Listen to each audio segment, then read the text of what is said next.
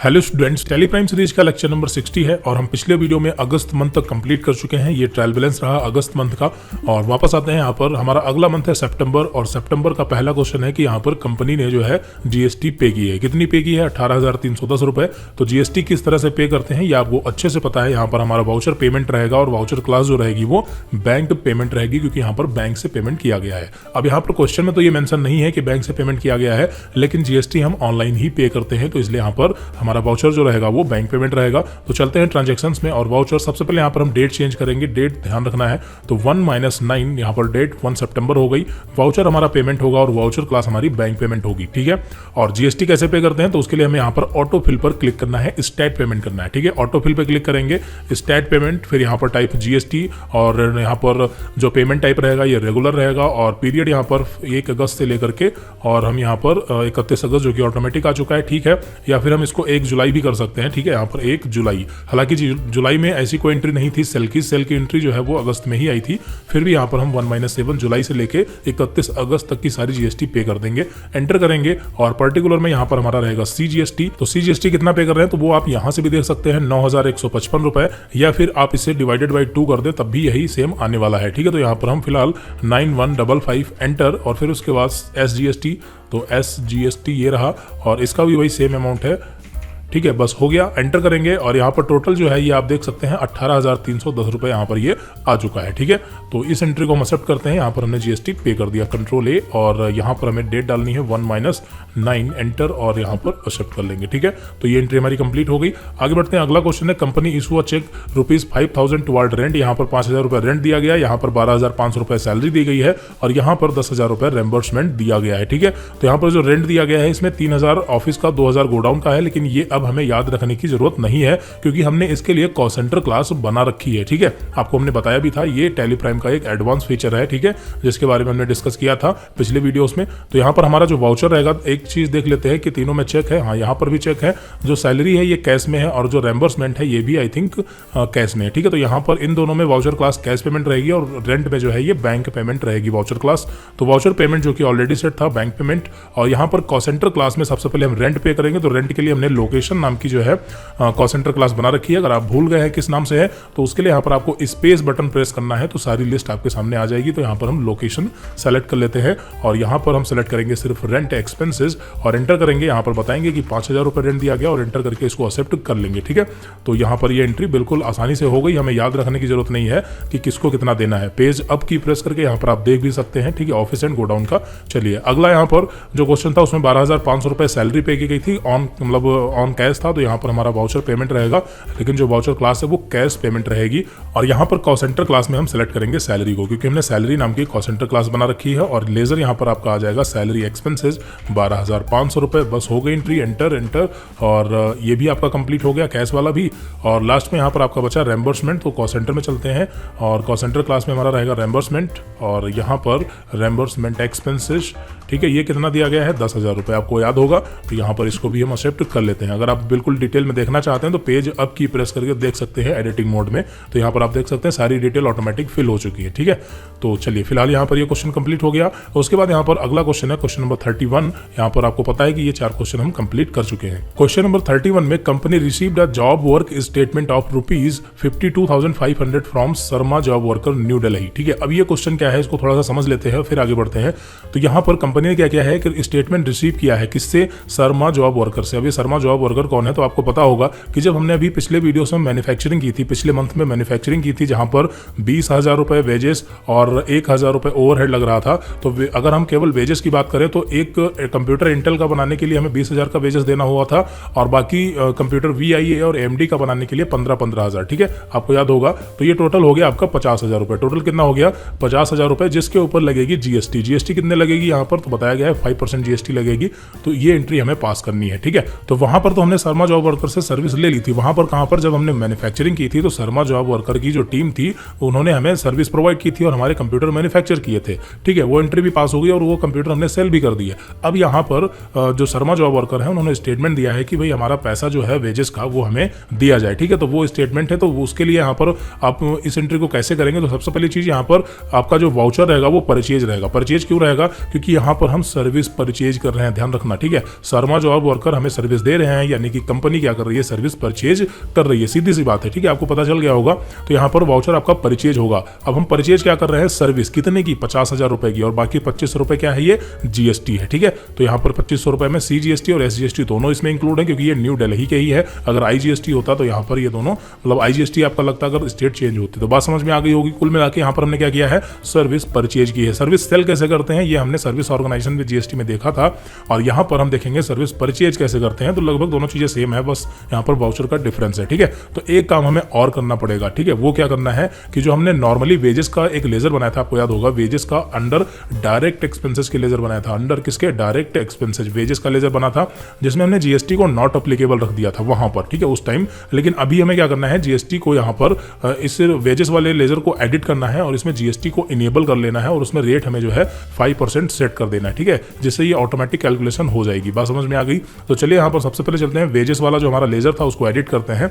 तो वेजेस वाले लेजर को एडिट करने के लिए कई तरीके हैं। यहाँ पर हम अल्टर में जाकर एडिट कर सकते हैं या फिर उसी टाइम एडिट कर सकते हैं। तो अल्टर में चलते हैं, यहाँ पर लेजर में चलते हैं, और यहाँ पर वेजेस, तो ये वेजेस रहा, एंटर करेंगे। यहाँ पर अंडर डायरेक्ट एक्सपेंसेस सारी चीजें वैसे ही रहेंगी, बस यहाँ पर हमें जीएसटी जो है ये अप्लीकेबल करना है। GST applicable, settled GST detail yes रहेगा, और यहाँ पर इसका डिस्क्रिप्शन सेशन छोड़ देते हैं।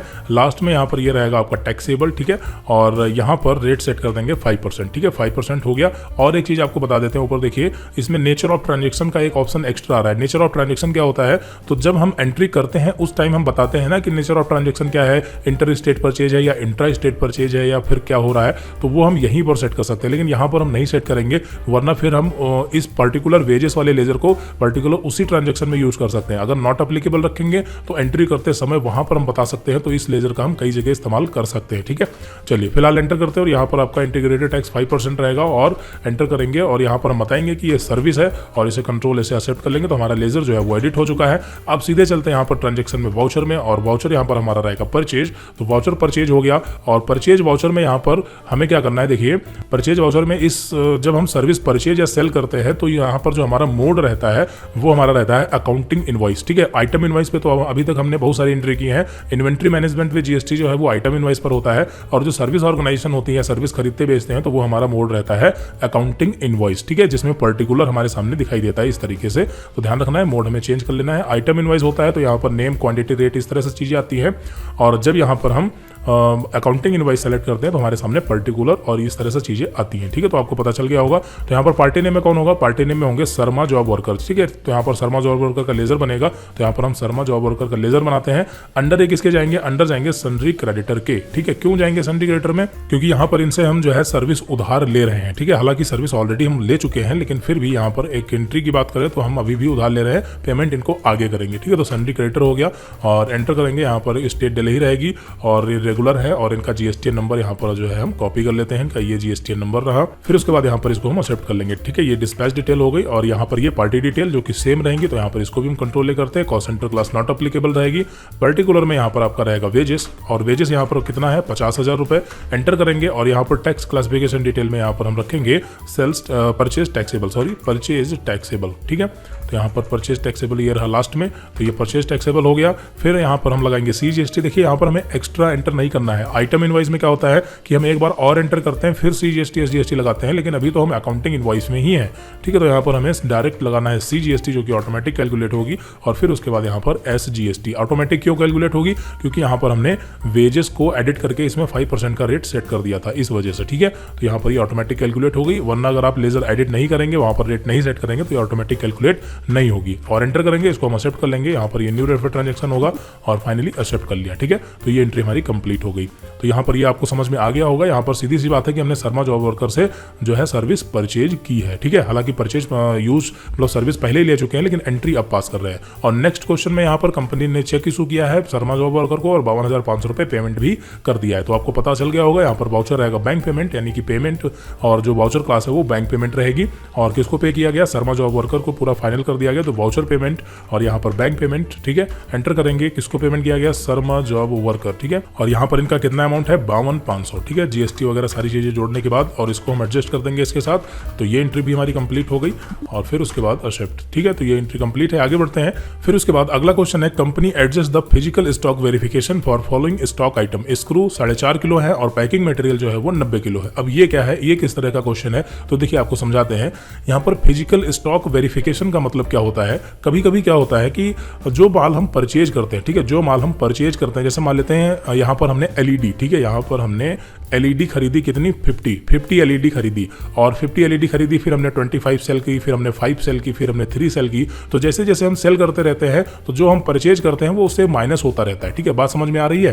तो यहाँ पर क्या होता है, मान लेते हैं इतना सेल करने के बाद यहाँ पर ये आपका कितना हो जाएगा 25, 5, 30 और 3, 33, और 33 एलईडी हमने सेल कर दी। तो यहाँ पर जब हम 50 माइनस 33 करेंगे तो ये हमारा क्या बचेगा, यहाँ पर हमारा बचेगा 17, यानी हमारे पास 17 एलईडी होनी चाहिए। यानी जो आपका टैली सॉफ्टवेयर है वो बताएगा कि हमारे पास स्टॉक में 17 एलईडी अवेलेबल है। बात समझ में आ गई, ठीक है। और ये 17 एलईडी आपके शॉप में फिजिकली भी अवेलेबल होनी चाहिए। लेकिन किसी कारण से अगर मान लेते हैं ये 17 एलईडी नहीं अवेलेबल है, एक एलईडी चोरी हो गई या एक एलईडी टूट गई या कोई दिक्कत हो गई, तो हमारे पास कितनी अवेलेबल है, सिर्फ 16 एलईडी अवेलेबल है। और जबकि यहाँ पर टैली में दिखाई दे रहा है कि हमारे पास 17 एलईडी अवेलेबल है, ठीक है। बात समझ आ रही है क्या बोल रहे हैं हम। कभी कभी फिजिकली जो है वो चीजें नहीं होती हैं और आपके टैली प्राइम में वो बता रहा होता है कि है, ठीक है, ऐसा हो जाता है। तो और या फिर इसका उल्टा भी हो सकता है कि आपने मान लेते हैं किसी को एक एलईडी सेल कर दी लेकिन उसकी एंट्री नहीं की, तो वहां पर दिखाएगा कि आपके पास जो है 17 एलईडी है और फिजिकल स्टॉक में आपके पास 16 ही दिखाई देंगी, ऐसा भी हो सकता है। या फिर आपने किसी का बिल बना दिया लेकिन वो माल अपना रिसीव ही नहीं किया, मतलब लेकर ही नहीं गया, तो आपके टैली प्राइम में एलईडी कम होंगी और फिजिकल स्टॉक में एलईडी मतलब ज्यादा होंगी, ठीक है, ऐसा भी हो सकता है, कुछ भी हो सकता है, कहने का मतलब है। तो इस कंडीशन में हम क्या करते हैं, फिजिकल स्टॉक वेरिफिकेशन करते हैं और हमारे पास फिजिकली हमारे शॉप में जो भी स्टॉक अवेलेबल होता है सीधे सीधे हम बता देते हैं, तो वो ऑटोमेटिक माइनस कर देता है, ठीक है। तो आपको याद होगा कि हमने स्क्रू और पैकिंग मटेरियल खरीदा था और ये दोनों हमारे क्या थे, ये हमारे थे जॉब और गोडाउन में इसको हमने रखा था, ये हमारे गुड्स थे, ठीक है, यानी मैन्युफैक्चरिंग के टाइम इनका यूज किया गया था। लेकिन हमने मैन्युफैक्चरिंग में कहीं भी इनका स्क्रू और पैकिंग मटेरियल का जिक्र नहीं किया है, जबकि यूज किया है। जब हमने कंप्यूटर मैन्युफैक्चर किए होंगे तो स्क्रू का भी यूज किया और सेल करते समय पैकिंग मटेरियल का भी यूज किया, लेकिन इसको हमने एंट्री में शामिल नहीं किया था कहीं भी। तो फिजिकल तौर पर ये स्क्रू और पैकिंग मटेरियल हमारे पास कम पड़ गया, लेकिन इसकी कोई एंट्री नहीं हुई है। तो यहाँ पर ये अभी भी स्क्रू 5 किलो और पैकिंग मटेरियल 100 किलो, यानी जितना हमने परचेज किया था उतना ही दिखाई दे रहा है, ठीक है, बात समझ में आ गई। अब चूंकि ये छोटी छोटी चीजें हैं, ठीक है, मतलब 2-4 रुपए वाली चीजें हैं, तो यहाँ पर ये ज्यादा मायने नहीं रखती हैं, तो इनकी हम इनको एंट्री में शामिल नहीं करते हैं, ठीक है। डायरेक्टली हम क्या करते हैं, लास्ट में फिजिकल स्टॉक वेरिफिकेशन करके हम सीधे सीधे माइनस कर देते हैं। बात समझ आ गई होगी, अभी तक पूरी कहानी जो है आपको समझ आ गई होगी। अब यहाँ पर हम इसको प्रैक्टिकली कैसे करेंगे ये आपको बताते हैं। तो इसके लिए हमें अलग से एक वाउचर मिलता है फिजिकल स्टॉक का, ठीक है। तो यहाँ पर चलते हैं सीधे टैली प्राइम में और यहाँ पर हमारा वाउचर क्या रहेगा, फिजिकल स्टॉक, जिसके लिए हमें जाना है अदर वाउचर में, और यहाँ पर आपको वाउचर मिलेगा फिजिकल स्टॉक, जिसकी शॉर्टकट की है कंट्रोल F7, ठीक है। यहाँ पर हम शॉर्टकट की नहीं बता रहे क्योंकि सामने लिखी है, आप देख सकते हैं, कोई दिक्कत नहीं। तो यहाँ पर हम फिजिकल स्टॉक इस वाउचर को ओपन करेंगे और फिजिकल स्टॉक में यहाँ पर हम बता देंगे कि कौन कौन से आइटम में मतलब हमारे पास फिजिकली वो चीजें अवेलेबल है। तो एंटर करेंगे तो यहाँ पर हमारा पहला तो हो गया स्टॉक आइटम स्क्रू, तो यहाँ पर स्क्रू, और लोकेशन इसकी क्या है, जॉब और गोडाउन, आपको पता है ना, जॉब और। तो यहाँ पर आप देख सकते हैं जॉब और गोडाउन में हमारे पास 5 किलो अवेलेबल है स्क्रू, जबकि फिजिकली हमारे पास ये इतना माल नहीं है, ठीक है।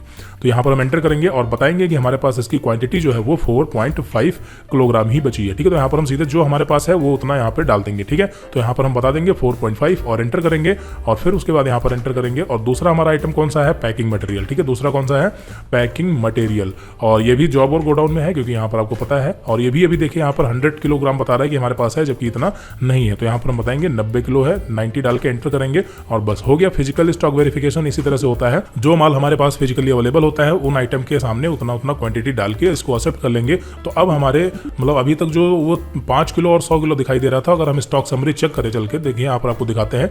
तो स्टॉक समरी अगर हम चेक करेंगे तो यहाँ पर आप देख सकते हैं वो हमारा उतना कम पड़ चुका है। पैकिंग मटेरियल 90 किलो बता रहा है और जो स्क्रू है ये हमारे 4.5 किलो ही बचे हैं, ठीक है। तो ये होता है फिजिकल स्टॉक वेरिफिकेशन। इस तरह से आप चीजें सही कर सकते हैं। आपको पता चल गया होगा, कोई भी आइटम हो, जैसे मान लेते हैं हमने कीबोर्ड ही खरीदे थे और ये कीबोर्ड बाई चांस मान लेते हैं मिस हो गया या चोरी हो गया, कुछ भी हो गया, तो हम क्या करेंगे, कीबोर्ड को पर्टिकुलर स्टॉक वेरिफिकेशन करेंगे। आपको थोड़ा सा दिखा देते हैं प्रैक्टिकली, फिर से चलते हैं। और यहाँ पर हमारा वाउचर जो है फिजिकल स्टॉक ऑलरेडी लगा हुआ है, बस सीधे हमें यहाँ पर आना है और एंटर करना है कीबोर्ड, ठीक है। अभी कीबोर्ड यहाँ पर बता रहा है कि हमारे पास जो है 50 है, जबकि मान लेते हैं 50 नहीं है, एक कीबोर्ड चोरी हो गया। तो यहाँ पर इसका जो रहेगा रॉ मटेरियल गोडाउन में है, तो बस सीधे यहाँ पर हम बता देंगे 49 बचे हैं, यानी एक चोरी हो चुका है, ठीक है। तो ये चीज होती है, तो वो आपके आपके स्टॉक समरी से एक आइटम कम कर देगा। चलिए, तो यहाँ पर आपका ये क्वेश्चन कंप्लीट हो गया। फिर उसके बाद लास्ट क्वेश्चन है, यहाँ पर कंपनी ने चेक इशू किया है कितने का, 4,97,100 रुपए का, किसके लिए, विंट्रॉन सिस्टम के लिए। तो यहाँ पर चेक इशू किया गया, वाउचर आपका हो जाएगा पेमेंट, और वाउचर क्लास क्या होगी, बैंक पेमेंट। तो यहाँ पर वाउचर पेमेंट हो गया और क्लास बैंक पेमेंट हो गई, और विंट्रॉन सिस्टम को यहाँ पर चेक इशू किया गया है कितना, पूरा 497,100 बस हो गया। और यहाँ पर इसको हम एडजस्ट कर देंगे और ये एंट्री भी हमारी कंप्लीट हो गई। यहाँ पर 1 माइनस आपका 9 यानी कि सितंबर डेट हो जाएगी और इसको एक्सेप्ट कर लेंगे। तो ये क्वेश्चन भी हमारा कंप्लीट हो गया। तो ये लास्ट क्वेश्चन था, तो यहाँ पर आपको ट्रायल बैलेंस मैच करवा देते हैं। तो नीचे यहाँ पर स्क्रॉल करते हैं, तो ये रहा ट्रायल बैलेंस। ट्रायल बैलेंस का जो टोटल अमाउंट आ रहा है वो आ रहा है 29,20,000। तो यहाँ पर देख लेते हैं 29,20,000 ठीक है। और बाकी परचेज आ रहा है, परचेज भी ओके है, और यहाँ पर डायरेक्ट एक्सपेंसेस भी ठीक है। ठीक है, तो यहाँ पर हमने ट्रायल बैलेंस जो है मैच कर लिया है, सारी चीज़ें ओके हैं, कोई दिक्कत नहीं है। और नीचे स्क्रॉल करते हैं, यहाँ पर ये रही बैलेंस शीट। बैलेंस शीट आपको कैसे देखना है पता है। फिर यहाँ पर एक नई रिपोर्ट है, कॉस्ट कैटेगरी समरी। अगर आप कॉस्ट कैटेगरी की समरी देखना चाहते हैं तो वो भी देख सकते हैं। कॉस्ट कैटेगरी का मतलब कि जो ये हमने कॉस्ट सेंटर बनाए थे ना, रेम्बर्समेंट, रेंट और सैलरी, ये कॉस्ट कैटेगरी है। तो किसको कितना अभी तक पे कर चुके हैं ये भी आप देख सकते हैं। ठीक है, इसके लिए हमें कहाँ जाना है, चलिए यहाँ पर आपको दिखाते हैं। चलना है हमें यहाँ पर डिस्प्ले में। ठीक है, यहाँ पर हमें कहाँ जाना है, डिस्प्ले में। और फिर उसके बाद यहाँ पर जाना है स्टेटमेंट ऑफ अकाउंट्स में। तो स्टेटमेंट्स ऑफ अकाउंट में जाने के बाद यहाँ पर हमें कॉस्ट सेंटर मिलेंगे। कॉस्ट सेंटर में जाकर के यहाँ पर आप कैटेगरी समरी देख सकते हैं। ठीक है, जैसे चाहें तो यहाँ पर हम कैटेगरी समरी खोलेंगे तो यहाँ पर आप देख सकते हैं कि किसको कितना अभी तक हम पे कर चुके हैं। तो ये एक रिपोर्ट हो गई। और बाकी स्टॉक समरी चेक करना आपको अच्छे से आता है। स्टॉक समरी, ये रही स्टॉक समरी, आप स्टॉक समरी चेक कर सकते हैं। ठीक है, तो यहाँ पर स्टॉक समरी हम मैच करवा लेते हैं, देखते हैं कोई दिक्कत तो नहीं है। नीचे स्क्रॉल करते हैं, डे बुक हो गई, ये आपकी स्टॉक समरी है। तो स्टॉक समरी 958075, ठीक है, स्टॉक समरी ओके है बिल्कुल। और बाकी आप डिटेल में मैच कर सकते हैं। ये प्रॉफिट एंड लॉस हो गया। तो इस तरीके से यहाँ पर हमने सितंबर मंथ जो हमारा है ये हमने कंप्लीट कर लिया है। अब इसके बाद इसी तरह से अक्टूबर, नवंबर, दिसंबर, अब मान लेते हैं आगे अगर हम इसको कंटिन्यू करते हैं तो हमारा अक्टूबर में क्या होगा, फिर से हम जो है कुछ मटेरियल खरीदेंगे, फिर मैन्युफैक्चरिंग करेंगे, फिर वहां पर हम गोडाउन से माल ट्रांसफर करेंगे और सेल्स की एंट्री करेंगे। ठीक है, फिजिकल स्टॉक वेरिफिकेशन कभी करना हुआ, जीएसटी पे करना हुआ। ठीक है, तो इसी तरह से चीजें जो है वो होती रहती है और हमारा बिजनेस जो है इस तरह से चलता रहता है। ठीक है, तो ये सब चीजें होती हैं। तो यहाँ पर अभी जो है आपकी मैन्युफैक्चरिंग ऑर्गेनाइजेशन विद जीएसटी, इसमें हमने बस सितंबर मंथ तक ही रखा है, क्योंकि आगे अगर हम और बढ़ाते हैं अक्टूबर, नवंबर, दिसंबर, जनवरी, फरवरी और मार्च तक की एंट्री, तो उसमें यही सब चीजें लगभग रिपीट होती। ठीक है, तो यहाँ पर जो आपकी मैन्युफैक्चरिंग ऑर्गेनाइजेशन विद जीएसटी है ये आपकी कंप्लीट हो चुकी है। हमने यहीं तक रखा है क्योंकि जितनी भी चीजें इंपॉर्टेंट थी वो हमने बता दी हैं और कुछ चीजें रिपीट भी हुई है ताकि आपका रिवीजन हो जाए।